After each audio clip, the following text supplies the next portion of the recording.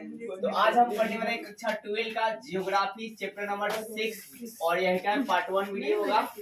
Chapter का नाम है द्वितीय क्रियाएं। इसके पहले हम पढ़े थे प्राथमिक क्रियाएं, अब क्या जी द्वितीय क्रियाएं। तो देखिए प्राथमिक क्रियाएं में अगर आप मोटा मोटी देखेंगे तो जो भी वस्तु कृषि से आती है उस सारा जो मतलब कृषि से धन आएगा वो सब प्राथमिक क्रिया के अंतर्गत आएगा। किसके अंतर्गत आएगा?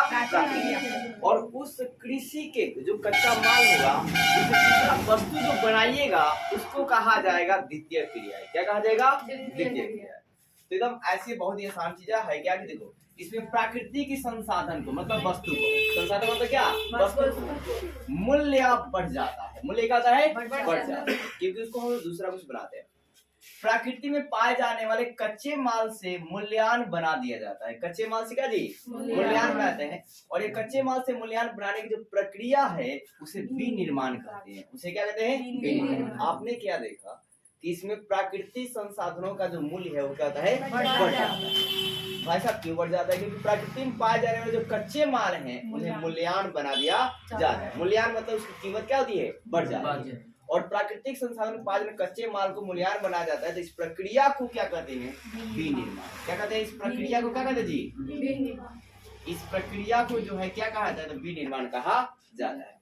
और विनिर्माण आपसे कई बार पूछा, ये आपका भी है कि विनिर्माण किसे कहते हैं? तो आप बोलेंगे प्रकृति में पाए जाने वाले कच्चे माल को मूल्यांकन जिस प्रक्रिया से बनाया जाता है उसे विनिर्माण कहा जाता है। ये 2 मार्क्स में भी आता है, 5 मार्क्स में आता है। अब देखो पूरा कहानी जो है विनिर्माण का ही है। विनिर्माण का कार्य क्या भाई साहब? तो हाथ से भी किया जा सकता है। क्या करें जी? हाथ से। जैसे मान लो बेना बनाना है तो पहले बेना बनाना है तो पहले क्या प्राकृतिक से पहले मतलब वो क्या बोलते हैं वो चाहिए ना भाई साहब, जो भी मतलब वो पेड़ के मतलब छले चाहिए और उस पेड़ से क्या कीजिएगा? बेना को बनाइएगा, हाथ से ना बेना बनाइएगा। फिर इसके अलावा भाई साहब वस्तु बनाना है। क्या बनाना जी? कोई भी वस्तु बनाना होना होगा तो पहले क्या प्रकृति से चीजें मिलेगी। उसे क्या मतलब मान लकड़ी, पहले लकड़ी ले लिया प्रकृति से और उसको मतलब काटिंग कर मतलब ठीक है उसे क्या कर दिया आपने? गाड़ी बना दिया या मतलब घर का दरवाजा बना दिया। ठीक है फिर क्या हो गया भाई साहब? वस्तु बनाना। लेकिन वो मिलेगा कहाँ? प्रकृति से। लेकिन देखो अब ऐसे सिंपल लकड़ी रहेगा उसकी कीमत क्या होगी? कम। लेकिन उसी लकड़ी से जब पलंग बन जाएगा तो उसकी कीमत क्या हो जाएगी? ठीक है ऐसा। और लोहे तथा और इस्पात को भी गढ़ना, मतलब लोहे को भी लोग क्या करने लगे? गढ़ने लगे। तो लोहा भी कहाँ से मिलता है? प्रकृति से खुदाई करने के बाद मिलता है, आपने देखा। ठीक है और फिर इस्पात, इस्पात मतलब स्टील का नाम सुने आप लोग? तो इसको बोलते हैं स्टील। तो स्टील डायरेक्ट कहाँ से मिलेगा? पहले लोहा और कार्बन दोनों मिला देते हैं ना तब बनता है स्टील। क्या बनता है? स्टील। फिर क्या है? प्लास्टिक के खिलौने बनाना। प्लास्टिक क्या करना? खिलौने बनाना। तो प्लास्टिक जो है वो भी किससे मिलते हैं? ये जो डायरेक्ट देखो प्लास्टिक तो बनेगा नहीं, सबसे पहले मिलेंगे आपको रेशम। क्या मिलेंगे? रेशम। और उन रेशमों से क्या कीजिएगा? प्लास्टिक जो है प्लास्टिक जो है रेडी किए जाएंगे। जिस प्रकार धागा बनता है ना उसी प्रकार प्लास्टिक बनाया जाता है। प्लास्टिक 2 तरह की होती है, एक थर्मोप्लास्टिक, एक थर्मोसेटिंग प्लास्टिक। ठीक है तो आप यार ना मतलब हमने आपने क्या बताया? विनिर्माण का कार्य क्या है कि आप हाथ से कर सकते हैं, उसमें वस्तु बना सकते हैं, उसमें लोहा उद्योग कर सकते हैं, मतलब लोहा की वस्तु बना सकते हैं, फिर स्टील की वस्तु जो है बना सकते हैं, इत्यादि वस्तु बना सकते हैं। खिलौना भी प्लास्टिक के छोटे मोटे खिलौना भी बना सकते हैं। विनिर्माण को आधुनिक शक्ति के साधन और मशीनों द्वारा किया जाता है। अब भाई क्या विनिर्माण का जो काम है ना मतलब बहुत ज्यादा पावरफुल, अगर ज्यादा काम करना है तो मशीनों द्वारा क्या होता है जी? किया जाता है। मशीनों द्वारा क्या होता है? किया जाता है। तो आपने क्या देखा द्वितीय क्रिया में कि इसमें प्रकृति के संसाधनों का मूल्य क्या होता है? बढ़ जाता है। फिर प्रकृति में पाए जाने वाले कच्चे माल मूल्यांकन बना दिया जाता है। अब भाई क्या इसी प्रक्रिया को विनिर्माण कहा जाता है। फिर क्या विनिर्माण के कार्य क्या है? तो आप हाथ से कर सकते हैं, वस्तु बना सकते हैं, लोहे और इस्पात को भी बना जा सकता है, प्लास्टिक के खिलौना भी बनाया जा सकता है। फिर विनिर्माण में आधुनिक शक्ति के साधन क्या है? तो मशीनों द्वारा किया जाता है। वर्तमान समय में किसे करते हैं? मशीनों से। पहले किसे करते थे? हाथ से। अब जो हेडिंग है क्या? आधुनिक बड़े पैमाने पर होने वाले विनिर्माण की क्या है? विशेषता है। सबसे पहली विशेषता है कौशल की विशिष्टीकरण। मतलब आपको है जो इंसान काम करेगा वो हैप्पी होना चाहिए। कौशल मतलब ऐसे क्या? हैप्पी। मतलब मन से काम करेगा तो क्या होगा? ज्यादा बड़े पैमाने पर क्या उत्पादन होगा। अब मान लो कोई आदमी को काम दे दिए हो, ठीक है, मतलब कुछ बनाने के लिए दिए हो, तो अगर वो मन से नहीं करेगा तो क्या ज्यादा करेगा? नहीं करेगा। लेकिन जैसे मान लो मैं आपको याद करने के लिए दिया तो मन से नहीं याद करोगे तो ज्यादा याद होगा, नहीं याद होगा। ठीक है, तो मतलब हैप्पी होकर, मतलब इंटरेस्ट लेते हुए याद कीजिए, और जब याद करते जाइएगा तो ऑलरेडी इंटरेस्ट आ जाएगा।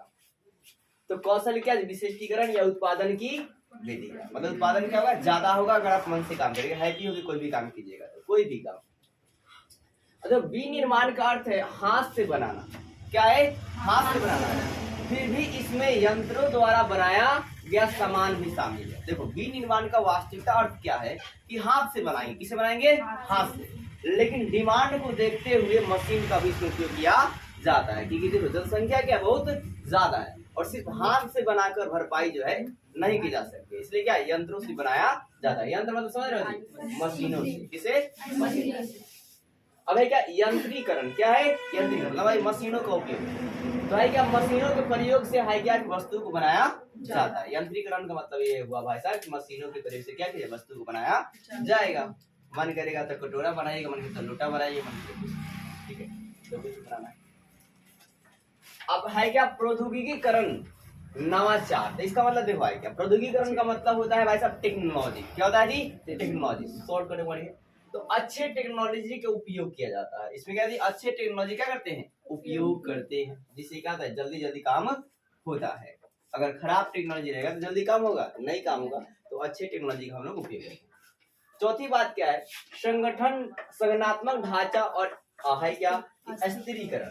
तो इसमें आपका है क्या कि जटिल प्रौद्योगिकी यंत्र होता है, मतलब आपका है क्या एक हाई फाई टेक्नोलॉजी होती है। क्या था जी, बहुत ही हाई फाई क्या था जी टेक्नोलॉजी होती है, उसी के सहायता से वस्तुओं का उत्पादन किया जाता है। फैक्ट्रियों में जाएंगे तो बड़े बड़े मशीनें होती है, ठीक है, उन मशीनों को हर कोई नहीं चला सकता, उसका एक स्पेशलिस्ट बंदा ही उसको चलाएगा।